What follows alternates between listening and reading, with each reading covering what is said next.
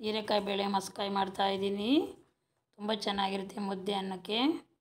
ಮಾಡೋಕ್ಕೆ ಬೇಕಾಗಿ ಸಾಮಗ್ರಿಗಳು: ಟೊಮಟೊ, ಈರುಳ್ಳಿ, ಮೆಣಸಿನ್ಕಾಯಿ, ಕೊತ್ತಂಬರಿ, ಸ್ವಲ್ಪ ಜೀರಿಗೆ, ಹಚ್ಚಿಟ್ಕೊಂಡು ಹೀರೆಕಾಯಿ, ತೊಗರಿಬೇಳೆ. ಒಲೆ ಮೇಲೆ ಪಾತ್ರೆ ಇಟ್ಕೋಬೇಕೀಗ. ಪಾತ್ರೆಗೆ ತೊಗರಿಬೇಳೆ, ಹಚ್ಚಿಟ್ಕೊಂಡು ಈರುಳ್ಳಿ, ಟೊಮಟೊ, ಬೆಳ್ಳುಳ್ಳಿ, ಮೆಣಸಿನ್ಕಾಯಿ, ಕೊತ್ತಂಬರಿ ಹಾಕಿ ನೀರು ಹಾಕಿ ಸ್ವಲ್ಪ ಮಿಕ್ಸ್ ಮಾಡ್ತೀನಿ. ಮಿಕ್ಸ್ ಆಗ್ತಾಯಿದೆ.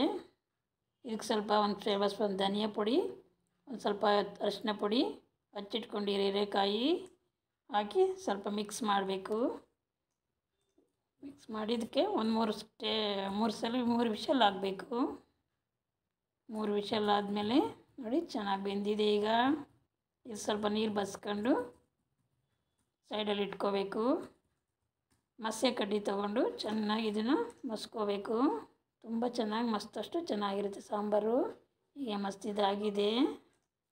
ಈಗ ಒಲೆ ಮೇಲೆ ಒಂದು ಪಾತ್ರೆ ಇಟ್ಟು ಅದಕ್ಕೆ 2 ಸ್ಪೂನ್ ಎಣ್ಣೆ ಹಾಕಿ ಜೀರಿಗೆ, ಸಾಸಿವೆ, ಕರಿಬೇವಿನ ಸೊಪ್ಪು ಹಾಕಿ ಸ್ವಲ್ಪ ಹಿಂಗೆ ಒಗ್ಗರಣೆ ಕೊಟ್ಟು ಮಸ್ತಿರೋದೆಲ್ಲ ಇದರೊಳಕ್ಕೆ ಒಗ್ಗರಣೆಗೆ ಹಾಕಿ ಇಡ್ತಾಯಿದ್ದೀನಿ.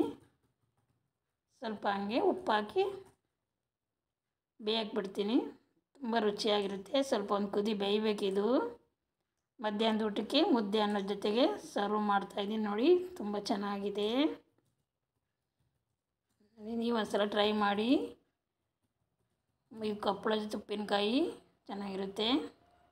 ಇಷ್ಟ ಆಗಿದ್ದರೆ ನೀವೊಂದು ಲೈಕ್ ಕೊಡಿ, ಶೇರ್ ಮಾಡಿ, ಸಬ್ಸ್ಕ್ರೈಬ್ ಮಾಡಿ.